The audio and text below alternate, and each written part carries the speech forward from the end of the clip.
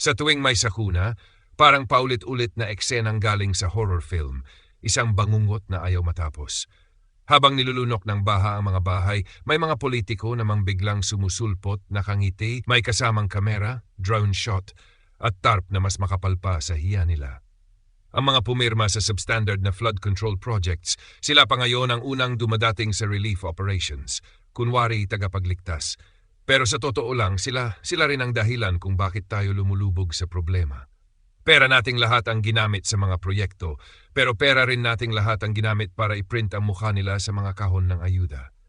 Hindi public service ang tawag dyan, kundi PR na may halong demonyo. Habang umiiyak ang mga pamilya na nawala ng tahanan, sila naman ay nakangiti sa kamera, tila mga halimaw na gutom sa papuri. Parang mga nilalang na isinilang sa pamilya ng kapangyarihan, dynasty sa apelyido, dynasty sa kasalanan, dynasty sa kapal ng mukha. Wala nang dugo sa konsensya nila kasi matagal nang natuyo, ginamit na pambayad sa campaign fund.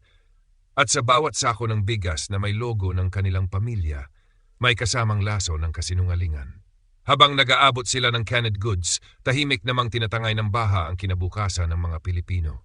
Ginawang negosyo ang kalamidad, ginawang photo op ang pagdurusa. At sa dulo ng lahat ng ito, hindi ulan ang tunay na kalaban.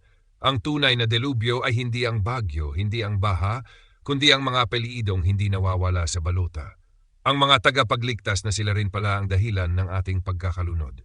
Sila ang mga Diyos ng politika na sumasamba sa sarili nilang pangalan, mga demonyong nagmana ng kapangyarihan at nagparami ng kasinungalingan. At habang hindi tayo natututo, mananatili tayong binabaha, hindi ng ulan, kundi ng parehong uri ng impyernong sila rin ang lumikha. Tanong para sa mga viewers. Sa palagay ninyo, paano tayo makakaahon sa ganitong uri ng politika? Kailan ba titigil ang bayan sa pagpili ng mga pamilyang paulit-ulit tayong binabaha ng kasinungalingan?